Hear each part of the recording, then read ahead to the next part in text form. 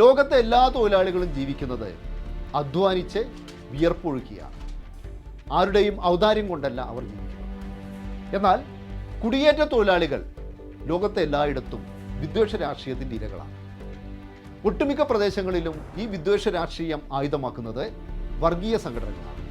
എന്നാൽ കേരളത്തിൽ ഈ ദൗത്യം ഏറ്റെടുത്തിരിക്കുന്നത് മുഖ്യമന്ത്രി വി.ഡി. സതീശൻ തന്നെയാണ്.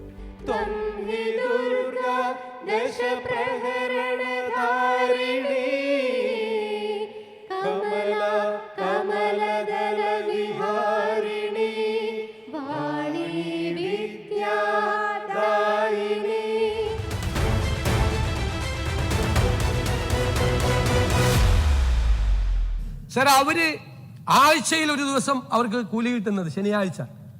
വളരെ കുറച്ച് പൈസയാണ് സ്പെൻഡ് ചെയ്യുന്നത്. ബാക്കിയുള്ളത് അവർ വളരെ ചെലവ് ചുരുക്കിയാണ് ജീവിക്കുന്നത്. എല്ലാം ഇതര സംസ്ഥാനങ്ങളിൽ വരുന്ന ജീവനക്കാരാണ്.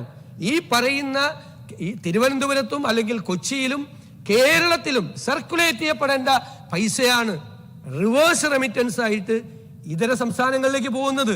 നമ്മുടെ ഇക്കോണമിയുടെ അടിത്തറ മാന്താണ്. നമുക്ക് എന്ത് ചെയ്യാൻ പറ്റും?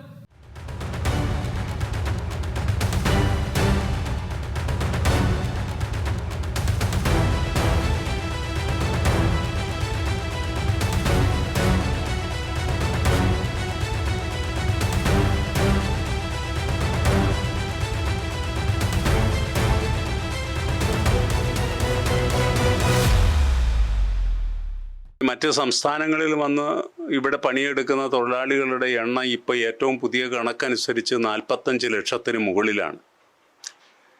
അപ്പോൾ 45 ലക്ഷത്തിന് മുകളിൽ പണിയെടുക്കുന്ന തൊഴിലാളികളെ നമ്മൾ കുറച്ച് കാണാൻ പറ്റില്ലല്ലോ. ഈ സാഹചര്യത്തിലാണ് നമ്മുടെ ഇത്തരം തൊഴിലാളികൾ ഇവിടെ വളരെ കുറച്ച് പണം മാത്രം സ്പെൻഡ് ചെയ്തുകൊണ്ട് അവരുടെ വരുമാനത്തിൻ്റെ സിംഹഭാഗവും അവരവരുടെ സംസ്ഥാനങ്ങളിലേക്ക് അയക്കുന്നു എന്ന CMൻ്റെ പ്രസ്താവന വന്നത്. യഥാർത്ഥത്തിൽ അത് എത്ര കണ്ട് ശരിയാണു എന്നുള്ളതാണ് ആദ്യം നമ്മൾ നോക്കേണ്ടത്.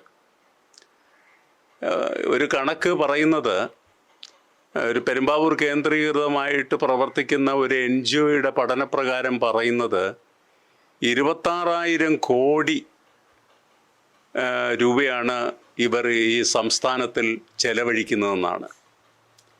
എൻ്റെ ഒരു സിമ്പിൾ കണക്കനുസരിച്ച് ഈ 45 ലക്ഷം തൊഴിലാളികൾ ഇവിടെ ഉണ്ടെങ്കിൽ ഏറ്റവും കുറഞ്ഞത് ഒരു 200 രൂപ ദിവസം സ്പെൻഡ് ചെയ്യുന്നുണ്ടെങ്കിൽ അവരെ ഒരു 8 മാസമേ ഇവിടെ ജീവിക്കുന്നുള്ളൂ. ബാക്കിയുള്ള സമയങ്ങളെല്ലാം അവരുടെ സംസ്ഥാനത്ത് നിന്ന് തിരിച്ചു പോകുന്നു എന്ന് കണക്കാക്കിയാലും ഒരു 32,000 കോടി രൂപയോളം വരും. അപ്പോൾ ഇത്രയധികം പണം ചെലവഴിക്കുന്ന ഒരു വർഷം 26,000 കോടി എന്നാണ് ഈ പെരുമ്പാവൂർ ഏജൻസിയുടെ കണക്ക്.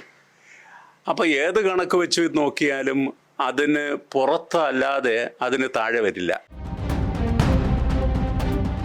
വി.ഡി. സതീശൻ്റെ പ്രസ്താവനയ്ക്ക് ഹിറ്റ്ലറുടെ ചില പ്രസ്താവനകളുമായി സാദൃശ്യമുണ്ട്. ഹിറ്റ്ലർ നാസി ഭീകരത ആളിക്കത്തിക്കുന്ന കാലം. അക്കാലത്തെ ഹിറ്റ്ലറുടെ കുടിയേറ്റ വിരുദ്ധ പ്രസ്താവനകൾ ജർമ്മനിയിൽ മാത്രമല്ല ലോകത്തൊട്ടാകെ വംശീയ വിരുദ്ധത ആളിക്കത്തിച്ചു. കുടിയേറ്റക്കാർ തൊഴിൽ തേടിയെത്തിയാൽ മാത്രം പോരാ, അവർ പണവും കൊണ്ടുവരണം. അവരെ കൊണ്ട് ഈ നാടിനും എന്തെങ്കിലും നേട്ടമുണ്ടാകണം. എന്താണ് കുടിയേറ്റമെന്ന് പലരും ചോദിക്കാറുണ്ട്. കുടിയേറ്റം ഒരു രോഗമാണ്, പ്ലേഗിനെ പോലുള്ള രോഗം. ഹിറ്റ്ലർ വംശീയ വിരുദ്ധത ആളിക്കത്തിച്ചു. ജൂതന്മാർ, ക്രിസ്ത്യാനികൾ, കമ്മ്യൂണിസ്റ്റുകാർ ഇവരെ കൂട്ടത്തോടെ കൊന്നൊടുക്കി.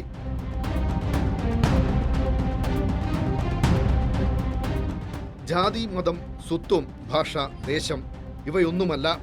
ദാരിദ്ര്യവും തൊഴിലില്ലായ്മയും അസമത്വവുമാണ് ലോകത്തെ ഏറ്റവും വലിയ പ്രശ്നങ്ങൾ. തൊഴിലാളി വർഗ സർവാധിപത്യമാണ് ഇതിനെല്ലാമുള്ള ഏക പോംവഴി എന്ന ആഹ്വാനത്തോടെ ലോകം ചുവന്നു.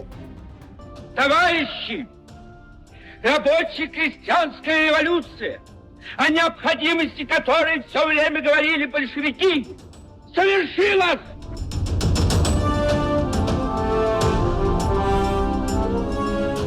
ലോകത്ത് നിരവധി രാജ്യങ്ങളിൽ കമ്മ്യൂണിസ്റ്റുകാർ അധികാരത്തിൽ വന്നു. തൊഴിലാളികളുടെ കൂലി ഉയർന്നു, അവരുടെ ജീവിത നിലവാരം ഉയർന്നു. തൊഴിലാളികൾ അടിമകളല്ല, ആത്മാഭിമാനമുള്ള മനുഷ്യരായി മാറി. സംഘടിതരായിരുന്ന തൊഴിലാളികളെ തകർക്കുക എന്നതായിരുന്നു മുതലാളിത്ത രാജ്യങ്ങളുടെ ലക്ഷ്യം. അവർ സ്വത്വാടിസ്ഥാനത്തിൽ തൊഴിലാളികളെ ഭിന്നിപ്പിച്ചു. 90കളുടെ തുടക്കത്തോടെ അമേരിക്കയുടെ ലക്ഷ്യം നിറവേറി. സോവിയറ്റ് യൂണിയൻ ഉൾപ്പെടെ കമ്മ്യൂണിസ്റ്റ് രാജ്യങ്ങൾ തകർന്നു.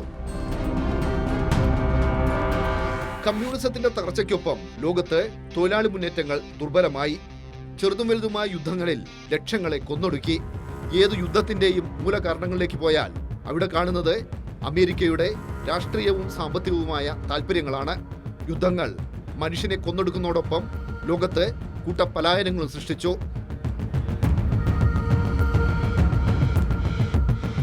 കുടിയേറ്റങ്ങളുടെ കാരണക്കാർ തന്നെ കുടിയേറ്റ വിരുദ്ധത രാഷ്ട്രീയ പ്രത്യയശാസ്ത്രമാക്കി മാറ്റി. അനധികൃത കുടിയേറ്റക്കാരെന്ന് മുദ്രകുത്തി ട്രംപ് ഇന്ത്യക്കാർ ഉൾപ്പെടെയുള്ളവരെ ചങ്ങലക്കിട്ട് നാടുകടത്തി.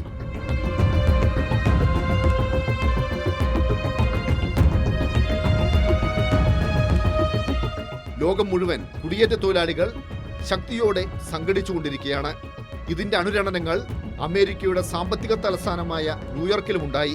കുടിയേറ്റ ദമ്പതികളുടെ മകൻ കുടിയേറ്റത്തിന് പിറകിലെ രാഷ്ട്രീയവും മാനുഷികവുമായ വിഷയങ്ങൾ ഉയർത്തിപ്പിടിക്കുന്ന ഒരു മുസ്ലിം, ഒരു ഇടതുപക്ഷക്കാരൻ ന്യൂയോർക്ക് മേയറായി. ന്യൂയോർക്ക് മേയർ വരെ കുടിയേറ്റ തൊഴിലാളികളുടെ അവകാശങ്ങൾക്ക് വേണ്ടി ശബ്ദമുയർത്തുമ്പോഴാണ് നെഹ്റുവിയൻ സോഷ്യലിസ്റ്റ് എന്ന് സ്വയം അവകാശപ്പെടുന്ന ഒരു കോൺഗ്രസ് മുഖ്യമന്ത്രി അതിഥി തൊഴിലാളികളെ ശത്രുപക്ഷത്ത് നിർത്തുന്നത്.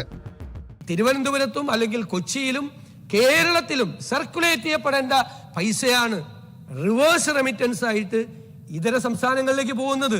ഇതിൽ വലിയൊരു അപകടം ഞാൻ കാണുന്നത് നാട്ടിലുള്ളവർക്ക് ഇവരോടുള്ള വിദ്വേഷം, പക ഒക്കെ വളർത്തിയെടുക്കാൻ ഇത്തരം പ്രസ്താവനകൾ സഹായിക്കുകയും ചെയ്യും. ഇപ്പം എൻ്റെ വീട്ടിലുൾപ്പെടെ ഏതു വീട്ടിലും ഇന്ന് പണിയെടുക്കണമെന്നുണ്ടെങ്കിൽ മറ്റ് സംസ്ഥാന തൊഴിലാളികളെ കൊണ്ടല്ലാതെ പറ്റില്ല. ആ സാഹചര്യത്തെ നമ്മൾ തിരിച്ചറിയണം. സംസ്ഥാനത്തിനകത്ത് പല പ്രദേശങ്ങളിലും ഇവർക്കെതിരെയുള്ള ചില പ്രചരണങ്ങൾ ഉണ്ടാകുന്നതിൻ്റെ പേരിലുണ്ടാകുന്ന സംഘർഷങ്ങൾ ഈ കൂട്ടത്തിൽ നമ്മൾ മനസ്സിലാക്കണം. അതൊരിക്കലും ഉണ്ടാകാൻ പാടില്ല. നമ്മൾ ചേർത്ത് നിർത്തിക്കൊണ്ടു പോകുന്ന ഒരു സംവിധാനം ഇവിടെ നിലനിൽക്കുന്നുണ്ട്. അത് തുടർന്നു കൊണ്ടുപോകുക തന്നെ വേണം. അത് അഭികാമ്യമായിട്ടുള്ള ഒന്നാണ്. കേരളത്തിന്റെ തൊഴിൽ മേഖല നേരിടുന്ന അടിസ്ഥാന പ്രശ്നം അതിഥി തൊഴിലാളികളുടെ സാന്നിധ്യമല്ല, മറിച്ച് പുതിയ തൊഴിൽ നിയമങ്ങളും നിയമലംഘനങ്ങളുമാണ്.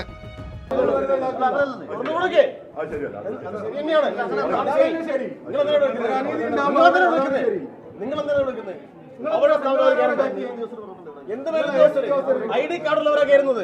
അവരുടെ സ്ഥാപനമായത് അവരെ പിരിച്ചുവിട്ടാൽ അവർക്ക് ഒരു രേഖയില്ല. ഇന്നലെ അവരെ ജോലി ചെയ്ത ആളുകളാ. അവർ നിങ്ങൾ എന്തിനാ അവരെ തടയുന്നു? നിങ്ങൾ എന്തിനാ അവരെ തടയുന്നത്? അവരുടെ സ്ഥാപനത്തിൽ അവർ കയറും. അവരുടെ സ്ഥാപനത്തിൽ അവർ കയറും. ID കാർഡിലെ ആളുകളാണ്. അവരെന്തിനാ പുറത്തു വരുന്നത്? ഈ കമ്പനിയായിട്ട് ബന്ധപ്പെട്ട ഒരാളെയും ഗവൺമെന്റിന് അങ്ങോട്ട് ബന്ധപ്പെടാൻ പറ്റുന്നില്ല, കോണ്ടാക്ട് ചെയ്യാൻ പറ്റുന്നില്ല എന്ന് പറയുന്നു. ഞാൻ ഇവരോട് ചോദിക്കുന്നത്, ഈ കമ്പനി ഈ ഗവൺമെന്റ് തലത്തിലുള്ള ഒരു സംവിധാനങ്ങളും അറിയാതെയാണോ കേരളത്തിൽ വന്ന് പ്രവർത്തിച്ചത് 4 വർഷം? ഇവരെ ബന്ധപ്പെടാനോ ഇവരുടെ ഓഫീസുമായി ബന്ധപ്പെട്ടോ അല്ലെങ്കിൽ ഇവരെ HR ഡിപ്പാർട്ട്മെന്റുമായി ബന്ധപ്പെട്ടോ ഇവരെ ഓണേഴ്സുമായി ബന്ധപ്പെട്ടോ ഒരു നമ്പറും കേരളത്തിലെ ഔദ്യോഗിക രേഖകളില്ലേ? ഒരു പെട്ടിക്കട ഇവിടെ തുടങ്ങണമെങ്കിൽ പഞ്ചായത്തിന് എന്തൊക്കെ രേഖകൾ നമ്മൾ കൊടുക്കണം? നമ്മളെ ആധാർ കാർഡ്, നമ്മളെ മൊബൈൽ നമ്പർ അടക്കം എന്തൊക്കെ സാധനങ്ങൾ നമ്മളിവിടെ കൊടുക്കണം? ഒരു OTP വരാൻ ലേറ്റായാൽ പിറ്റേന്ന് പോകണം അക്ഷയയിലോ അല്ലെങ്കിൽ മറ്റേ പഞ്ചായത്ത് ഓഫീസിലോ. എന്നിട്ട് ഇത്രയും വലിയൊരു കോർപ്പറേറ്റ് കമ്പനി കേരളത്തിൽ വന്ന് 4 വർഷമായിട്ട് പ്രവർത്തിച്ചിട്ട് ഇതുമായിട്ട് ബന്ധപ്പെട്ട ഒരു അധികാരികളുടെയും നമ്പർ കേരള സർക്കാരിൻ്റെയോ ഇവിടുത്തെ ലേബർ ഡിപ്പാർട്ട്മെൻറ്റിൻ്റെയോ കയ്യിലില്ല എന്ന് പറഞ്ഞു കഴിഞ്ഞാൽ ഞങ്ങൾ വിശ്വസിക്കണം എന്ന് പറഞ്ഞാൽ ഇത് അല്പം ബുദ്ധിമുട്ടാണ്. ഇത് കണ്ണടച്ച് വിശ്വസിക്കാൻ ഞങ്ങൾ കൊണ്ട് പറ്റില്ല.